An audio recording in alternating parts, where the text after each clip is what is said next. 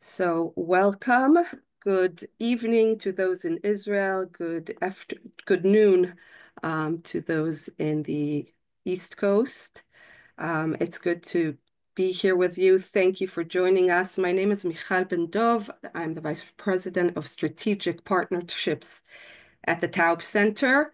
And again, it's really nice to see familiar faces, some of our board members, our friends, our supporters, and some new faces that we always like to meet. As you can see, the meeting is being recorded. I'll just run through the agenda for today and say one sentence about the Taub Center and pass it on to the main event.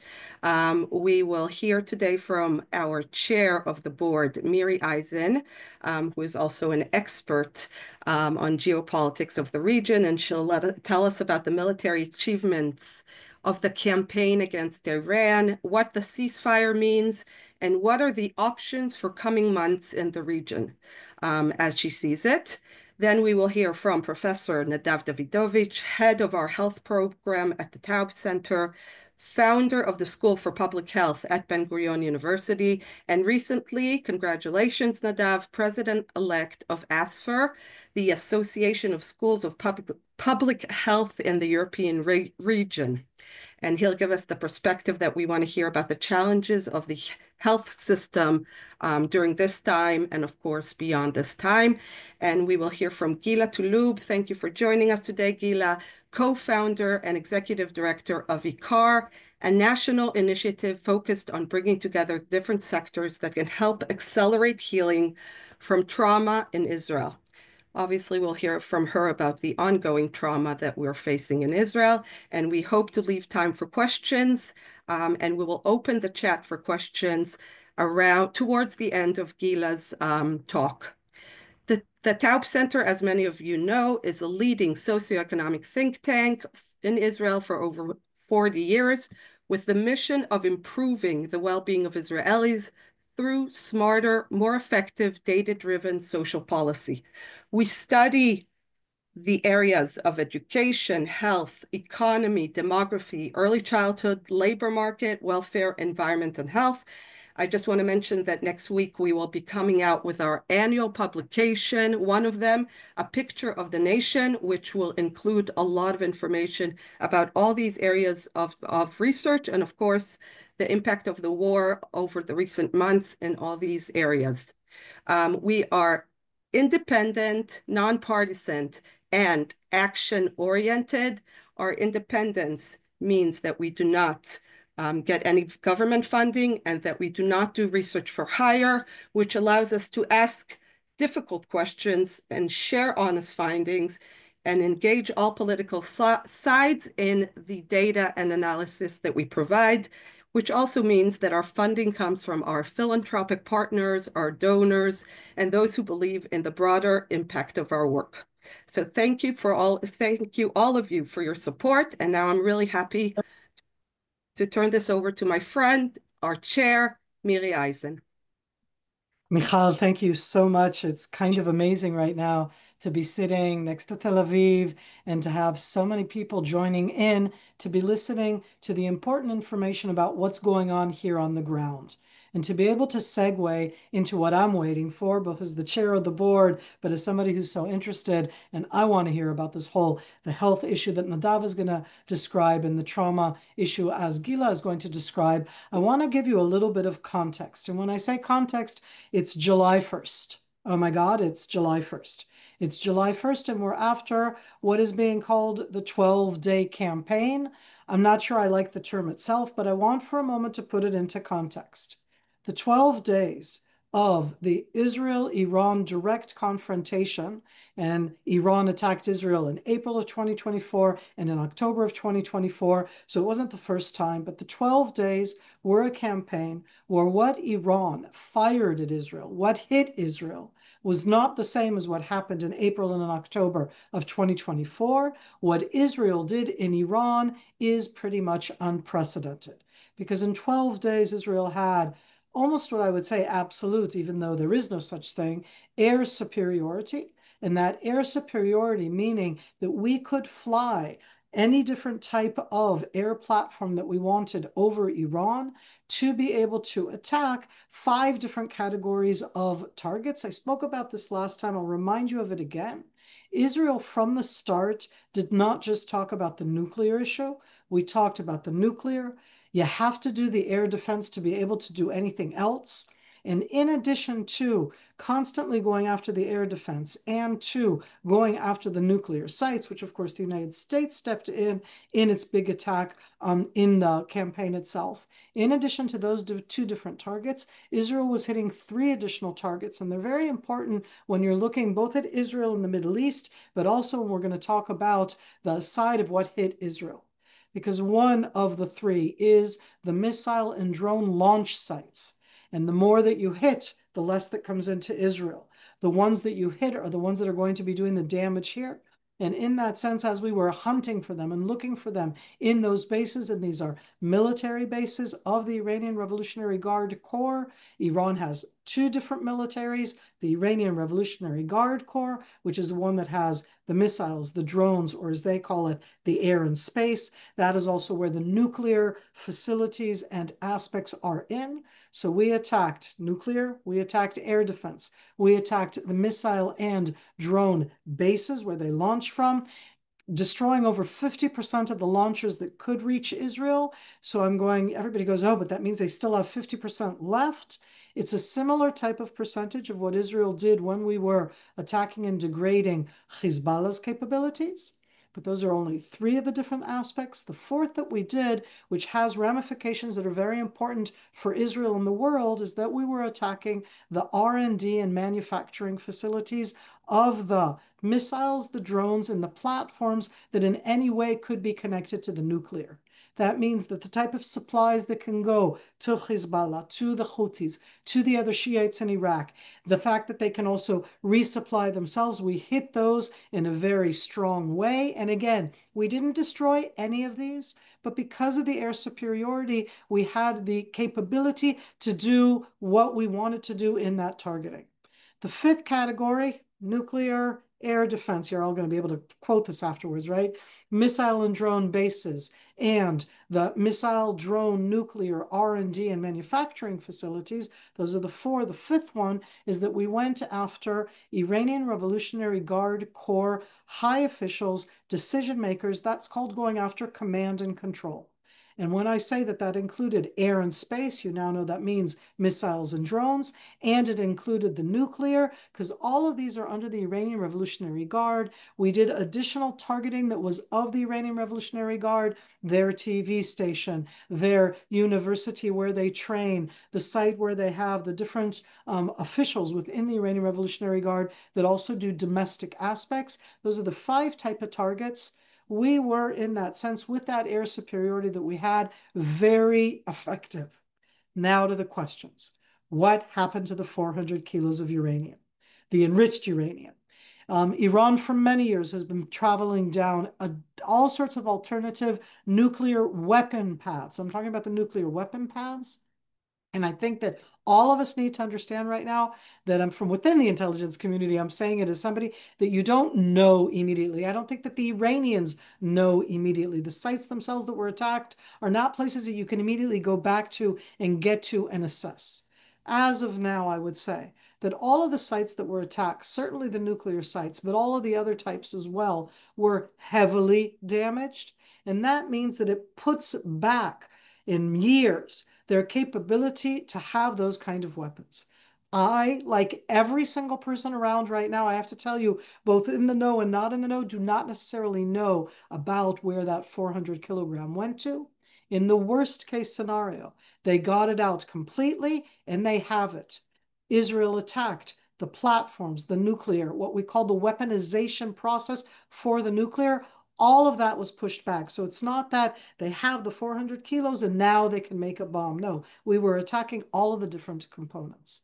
I put all of that into the context that right now, Iran as a country, the Islamic regime, was very much disturbed mainly by its exposure that the 2 main aspects that they had invested in pretty much for the last 45 years, but certainly for the last 25 years, which are their proxies, Hezbollah, the Houthis, the Shiites in Iraq, and the nuclear capability, both of these have been very destroyed. They do not have the capability right now to rearm Hezbollah. They do not have the capability right now to make the different type of weapons and to rearm themselves. And that's the situation that we're looking at right now. Their main focus in the Islamic regime right now is on what they're calling regime control. It is an authoritative Islamic regime. When you talk out against them, you get arrested. That's like the easy part. You get tortured. You get killed. You're put in jail. One of those jails, Israel attacked at a certain stage along the way. More is just showing both in the capability and that we know where those things are. And last but not least, it isn't that tomorrow morning there's regime change in Iran. There is right now, in that sense, what they're trying to focus on is to weed out what they feel are their vulnerabilities. How did Israel know so much? How could Israel target so specifically? How could they do all of these different attacks? And right now, that's what they're focused on. The United States of America, as we say, we'll see next week also with the Prime Minister going to Washington. The Israeli Prime Minister is to try and see the follow-up. Israel was very effective militarily. Now is the time where you go to diplomacy to, I'm going to even use the terms, cash in on what your military prowess did. The military taking out of those capabilities was incredibly important. The last point is that the missiles that hit Israel were with warheads that we have not ever seen inside Israel, ever. We're talking about warheads that are coming in on a type of missile that is both fired because it's a ballistic missile and it goes out into the atmosphere and back into it. It comes in at a very high velocity. The impact itself and the enormous amount of destruction is from the shock wave. Where the missile hit is one thing, but the shock wave that creates is that enormous destruction that we've seen around. 29 Israelis were killed and thousands injured.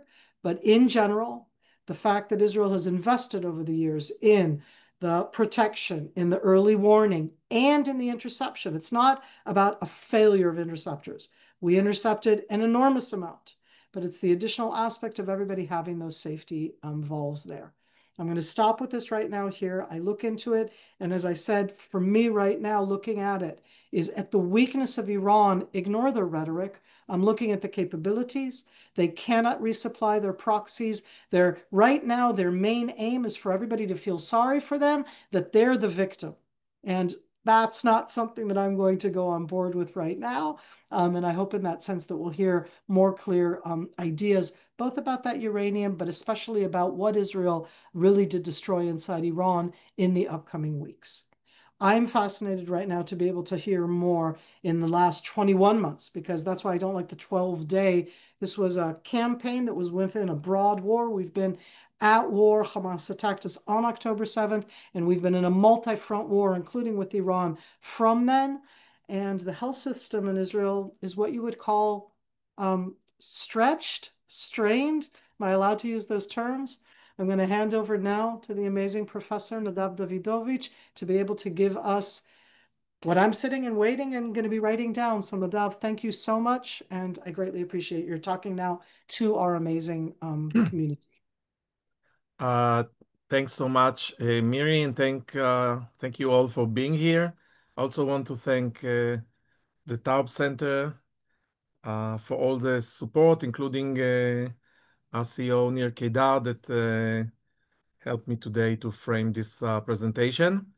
So, in the last 5 years or so, every time I'm saying this is the crisis that we never saw, starting from COVID, later, of course, October 7th, and now this 12-day war between Israel and Iran. And it's unbelievable how these unprecedented challenges to the Israeli healthcare system finally, we see that with all the problems, and I'm going to present problems and some behind the scene facts, still we have an amazing healthcare system. The question what we should do in order to keep it sustainable.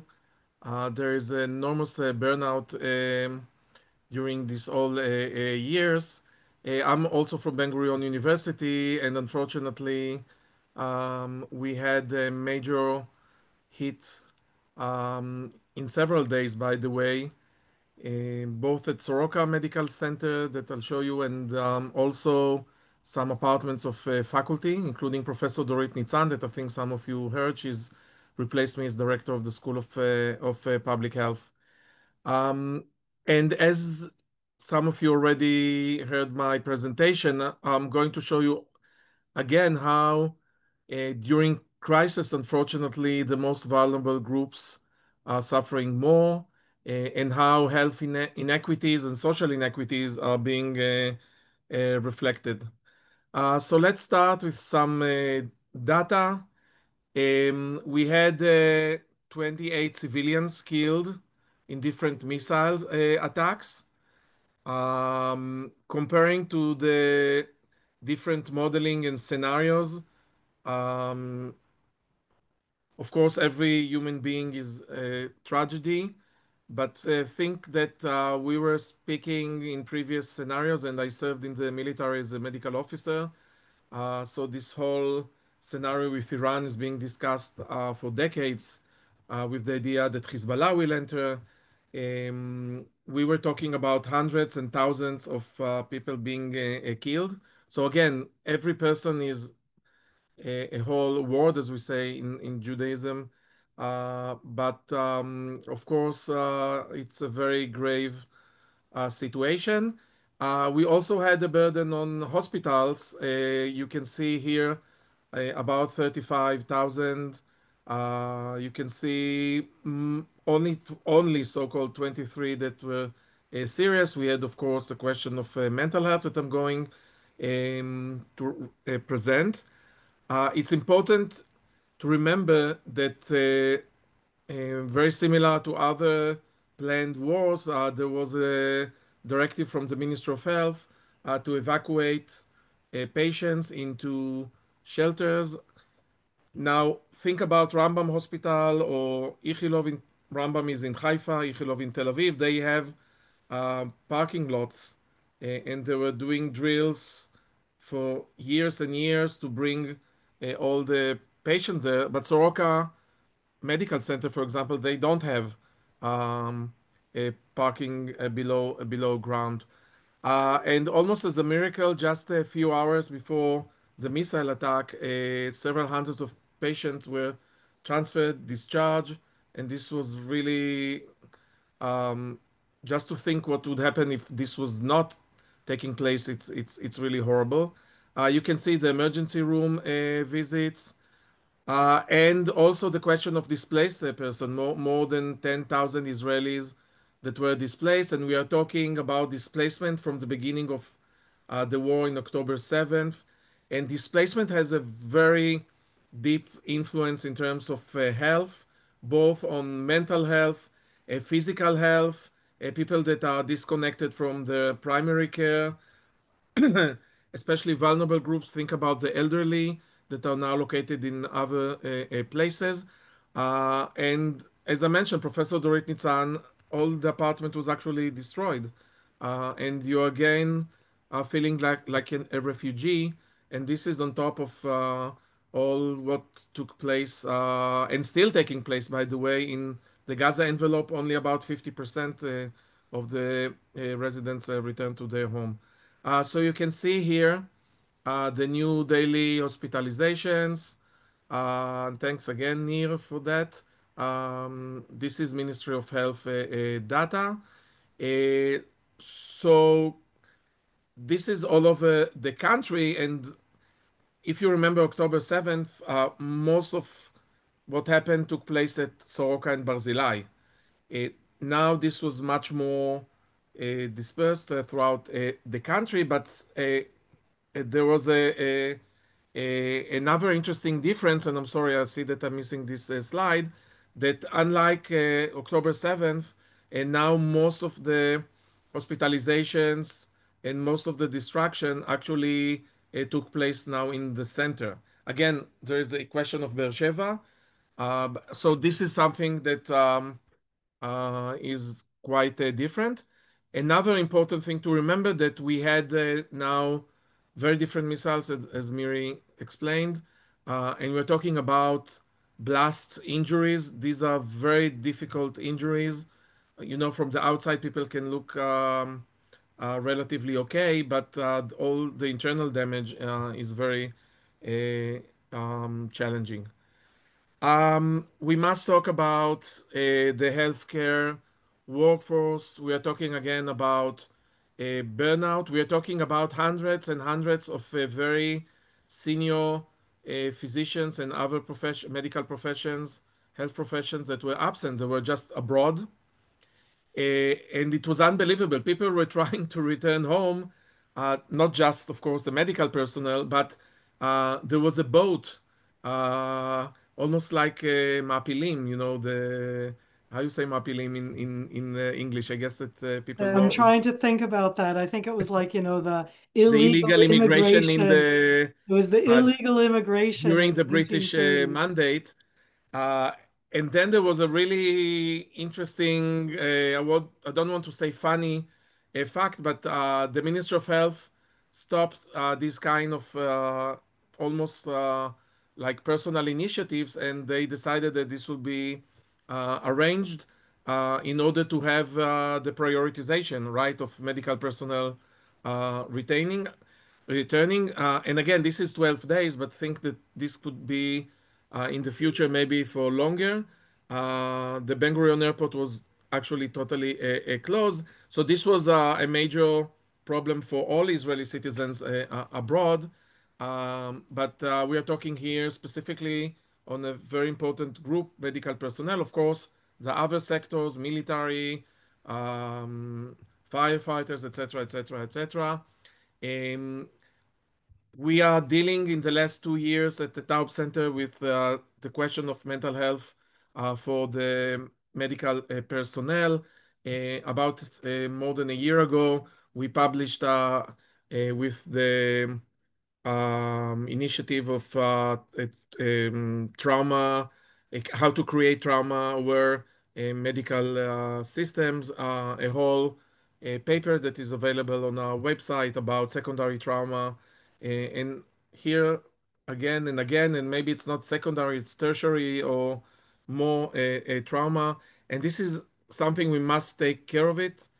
I'm talking, of course, of the whole country, and I know that we're going to hear more from Gila, but we cannot neglect um, those who are actually giving care. It can be physicians, but of course, nurses, other health professions, and also people in the community, for example, in the education system and other systems, welfare systems that are dealing with that.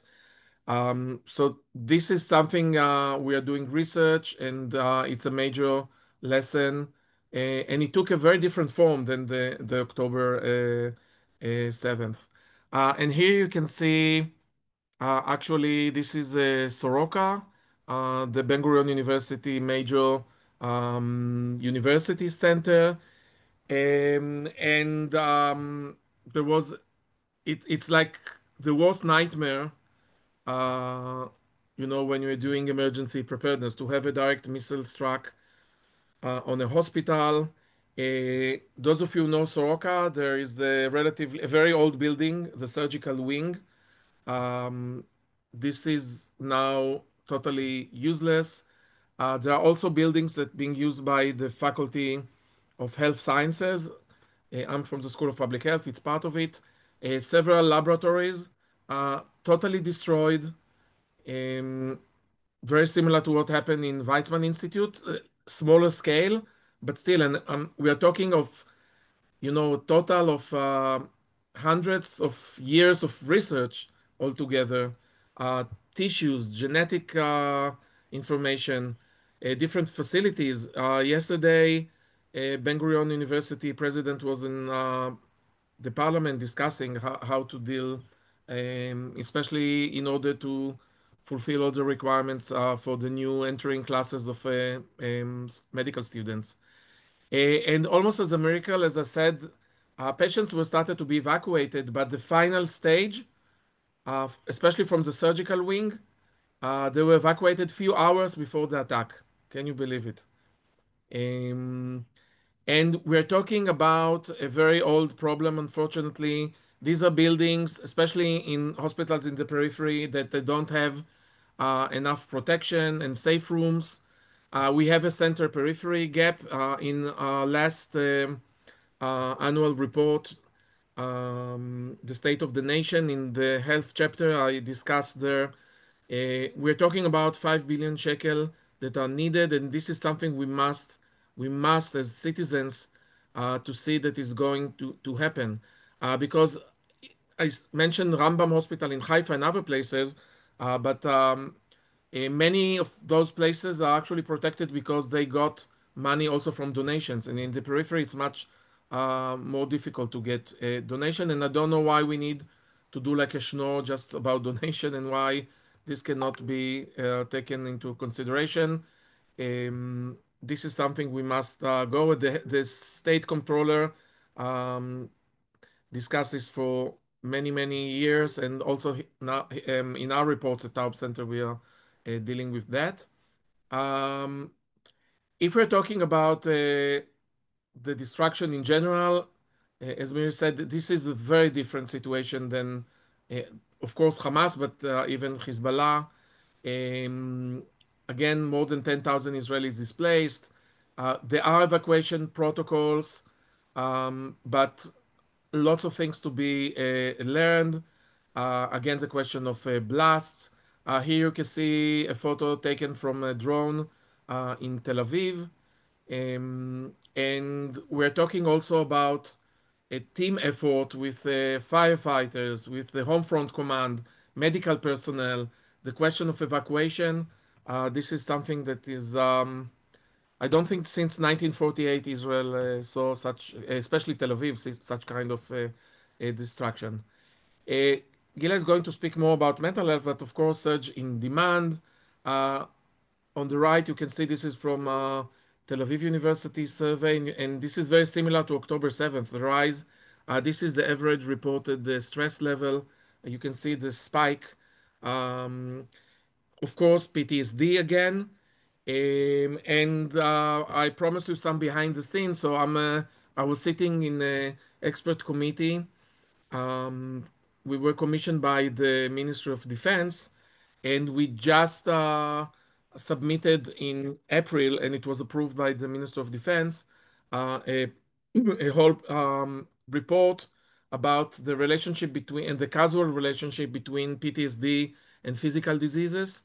And this was approved, and this is going to be a major improvement in terms of dealing with PTSD. This is Minister of Defense, but of course it's relevant also to other sectors. So we have the physical and mental all going together with high risk of diabetes, those who are suffering from PTSD, cardiovascular diseases, and more. Um, and I think it's very important to understand that we have like a pyramid. It's about community, um, taking care very quickly and doing screening and doing some interventions. Um, we are now working at Taub Center to see how we can take the data from the last 2 years and see how the system can be working in an efficient manner, building back better. The mental health system suffered for many years from neglect, and how to combine and doing continuity of care between the community up to the top of the pyramid uh, with the psychiatrist. Just last week, we had a fascinating discussion about a program called Navigate. It's about first occurrence of psychosis, and especially in young people, and how to deal with that. And that's another research that we are going to do, because we need to change the whole system, and it's about capacity building and other things. Uh, so don't want to leave you just depressed. The Unfortunately, when we have crisis, it's horrible. But I think that um, in Israel, it's always also in other places as well, but I think in Israel, what is unique that we are also trying to learn. There are lots of innovative solutions that were taking place. We are discussing home hospitalization for many years. During COVID, this was also a major factor, but now there were expanded programs, and I think this is going to give another push.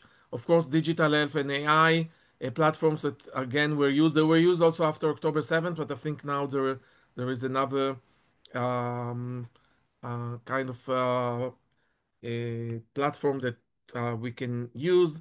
And of course, the civic society again, and all the mental health hotlines and other things that Gila is going to describe. And probably, and this is something that Taub Center in the last years is dealing. We had a whole conference before the war about the role of the municipalities and the local governance. We are talking about the local leadership, the regional collaboration, including clusters, what we call the eshkolot in Hebrew. We are talking about community resilience. Again, remember the pyramid, things that you can deal with that in the community. The vulnerable populations. And we must understand, for example, that many of those that were displaced, many of those that were attacked by missiles and the home was totally destroyed, these were very old places, people that are from low socioeconomic status.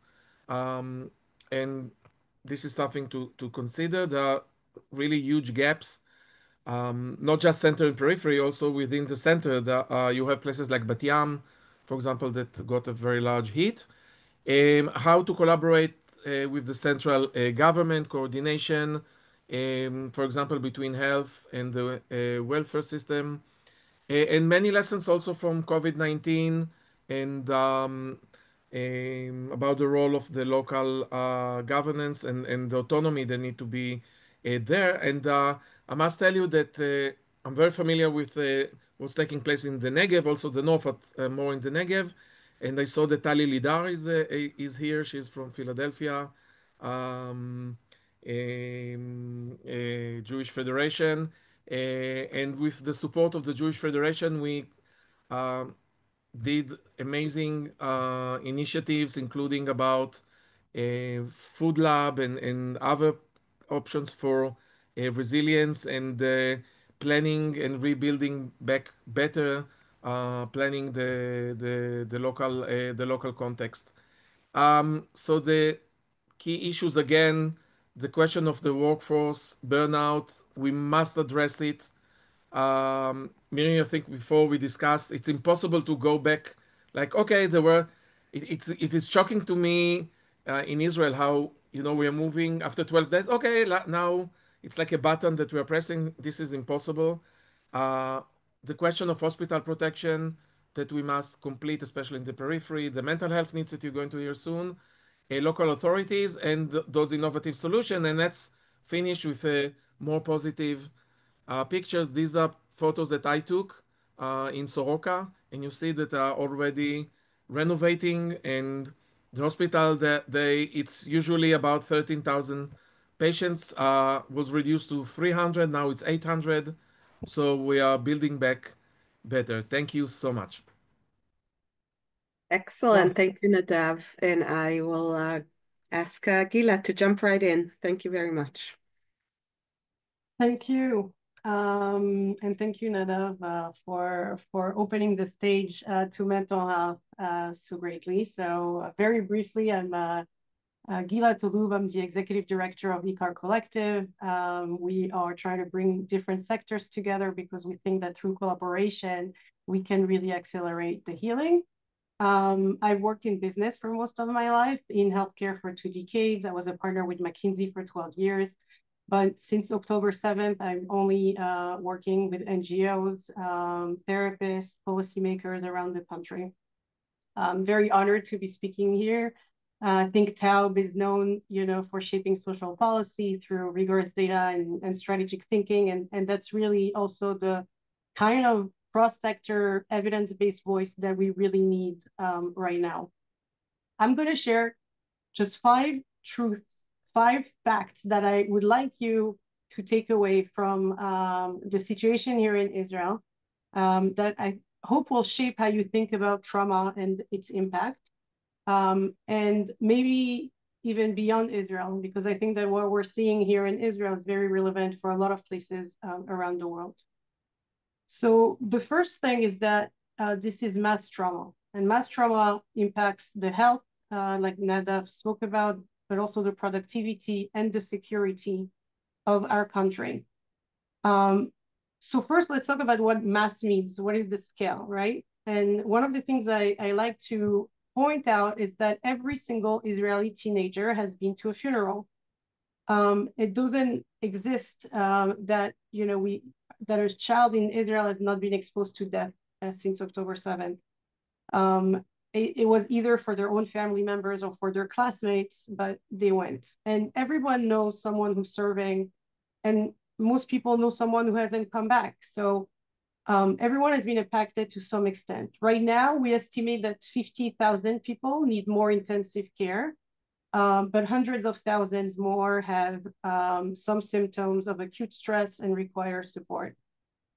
The latest studies from a group at Shalvata, Klalit, and Tel Aviv University is showing that we expect 520,000 Israelis to develop PTSD in the long run.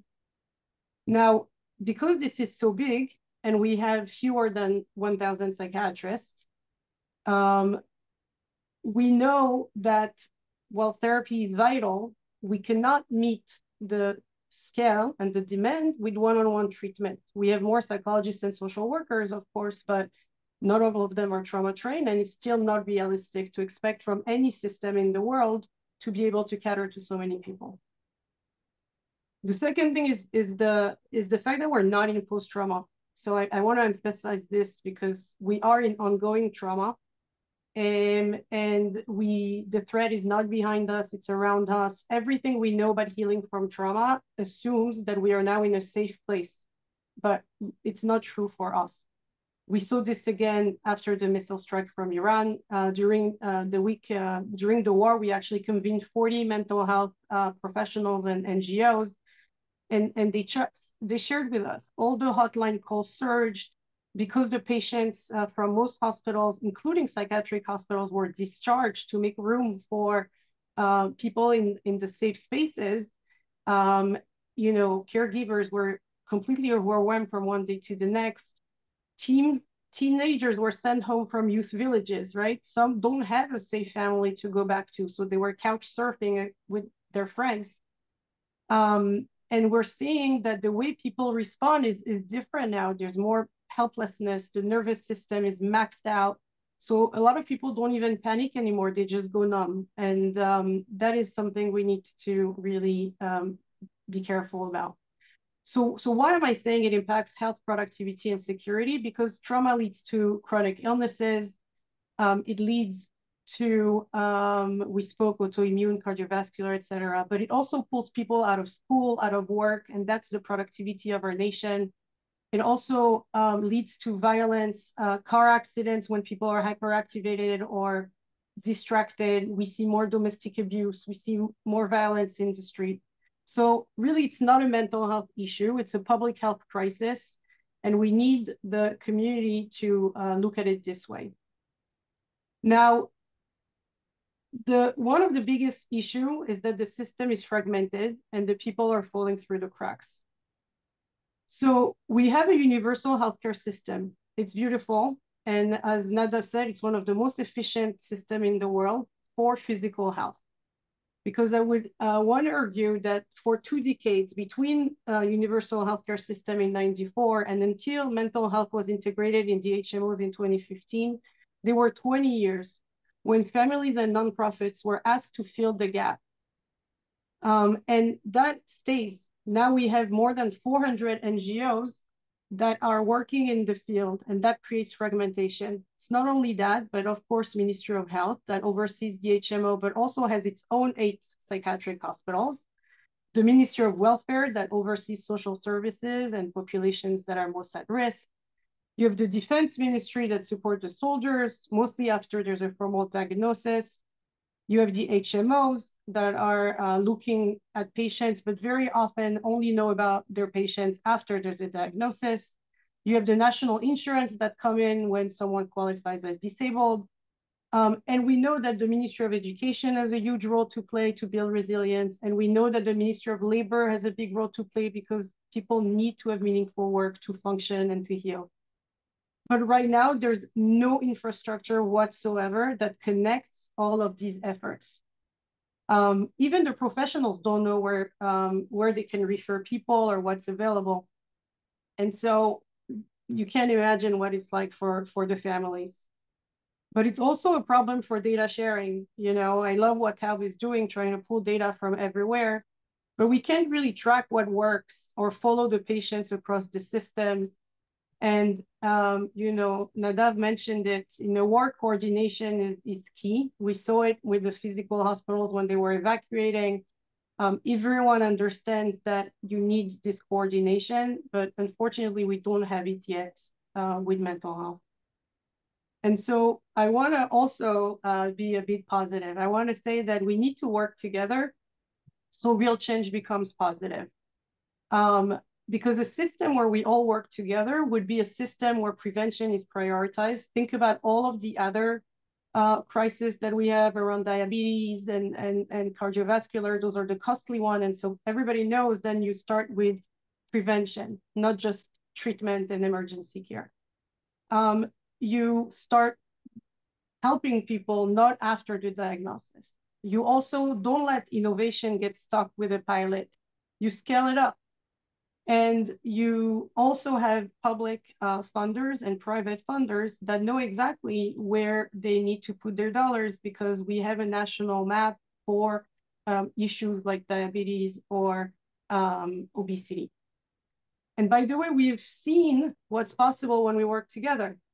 I want to talk about Corona, for example. Who thought we could get a vaccine out in 9 months? But when funders are very dedicated, when you work together with people, that's what happens. We've seen this happen with AIDS, where all the pharma companies decided to come together, share their data and research. And we saw it with breast cancer. So in Israel, we're seeing it in small but powerful ways. We're seeing great technology. We're seeing technology that's working, for example, with university, reservist units. Suddenly they're able to put them together on a platform. We see that the AI is already enough for many of them. 30% of them do require, you know, human intervention. And that's really helping with triage and a lot of things that can unburden the system. But we need better ways to test and scale and integrate. So that's something we need to close. We're also seeing new step care models, stratified care models. The Kupot Cholim, the HMOs, are providing support through a first layer of care that's done by students. And from the early results, we could see that 30 to 40% of the people who saw these students and got, you know, basic psychoeducation, self-care tools, those sessions were enough. They didn't need to go see a mental health professionals. And so you could see that, you know, there's exhaustion, but there's also creativity and resilience. And the last thing I'll say is Israel now has a chance to become again a light to the nation. I think it's important that we've seen this before. We took a lot of existential threats like water, cyber, defense, and we're leading in this. Now we're facing collective trauma, and there's no playbook anywhere in the world. So we must generate that data.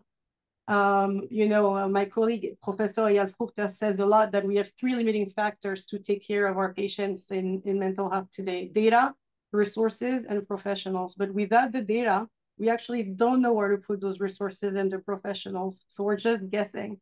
So really, data is huge. We need to protect those in the front lines. Nadav spoke about it. We're seeing it more and more, secondary trauma and burnout. And this exhaustion is not a personal failing on anyone. It's really a structural failure. And so we need solutions that we can scale. And I would say the last thing we need is we need to name this crisis. I think some people, you know, ask and question whether it's a real issue. The hardest wave is still ahead. From all the research from past wars, civil war in Sri Lanka, even the latest research on the 20 years of data from 9/11, we know that things get worse later, after the event, when the adrenaline comes down, when people come back from war and they can't find a job and they feel like everybody else is going back to work. In the first responders of 9/11, the symptoms peaked 10 years after the event. So naming matters, because once we know something is a threat, we coordinate, we allocate resources, and we act. And if we want leadership that treats healing as a strategic priority, we'll need the kind of policy research that Taub is known for. We'll need the data that will drive this decision-making, and we'll need policy options that are practical, equitable, and in reality. So just to summarize the 5 points: mass trauma and it's ongoing. The system is fragmented. People are falling through the cracks. When we work together, real change is possible. There are already models that works. And lastly, this is Israel's moment to lead, but only if we act now. And this is about Israel's future health, productivity, and security. So thank you very much. Thank you, Gila. That was a lot to take away, and I hope that we listened to your advice and to Nadav's and everything that we heard today. We have a few minutes for questions, and we would love to be able to answer any questions that you may have to Miri, Nadav, Gila. Nir Kedar is also with us, the CEO of the Taub Center, and he actually asked a question, so I'll start with him. And I don't know if it's to Nadav or to Gila. You guys decide who wants to answer this, but how will the mental health reform affect access to services? Will it solve existing problems? Nadav, you want to answer, or? Okay. So like any other wicked problem or complex problem, so probably there is no one solution. Here we're talking, first of all, when you're saying mental health reform, we have reform since the 90s, deinstitutionalization, and then moving in about 10 years ago, moving the services to the health funds. I think the current reform that is still ongoing is about linking mental health together with physical health. So reducing stigma. Again, this pyramid that we discussed before, and Gila also discussed it. So not for everything we must have a psychiatrist. We can work within the community and refer as needed. And of course, for too many years, unfortunately, I think we counted too much on drugs. It's important, but it's not enough. And also, we were mainly individualizing the problems and not taking enough the community component, community health resilience into consideration. But finally, I think it's mainly the Ministry of Health with all the other stakeholders that must take much more seriously this question. It was neglected. I'm a public health physician, so unfortunately, sometimes I feel that mental health and public health suffering from the same, like when you have a family of several children, so usually acute care gets and surgeries and physical things are taking it's sexier, and maybe sometimes donors also prefer to have a new MRI or surgical solutions. So integrating mental health in a much better way, both within the healthcare system and other systems such as the educational system, the local governance, I think it's a good way to move forward. I'll mention a final thing near the whole אפשרי בריא. It's one of the major health promotion projects done by different municipalities, now integrated also mental health. This was a constraint because finally there was money, so they put it there. But I think it's from a constraint, it got into a very interesting solution. So finally, we have within the community health promotion system also mental health. This was not there up until recently. Gila, maybe you also want to add a few words about that. And you have another question here from Barbara, who wants to know about, from your experience, how can the NGOs work more effectively together in light of the challenges we're facing? One of the big questions, I assume. Yeah, so I'll touch on both. I don't know near exactly what mental health reform you're also talking about, because as Nadav said, it's a continuum.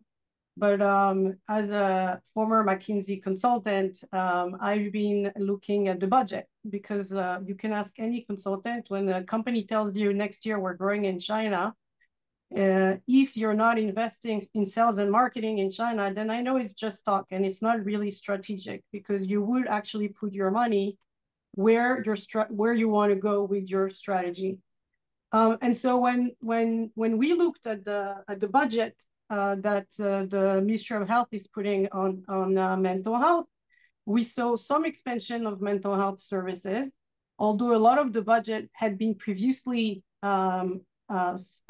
promised to the system, right? So I think out of the 1.4 billion, about 600 million was already promised a few years ago to fix all the mental health hospitals of the government. And so we'll see how the community-based services will be expanded. There's about 100 million that's going to expand the resilience centers. There's 5 million being put into some emergency work like suicide prevention, et cetera. And then there's $30 million allocated to the shortages of psychiatrists and psychologists. So expanding,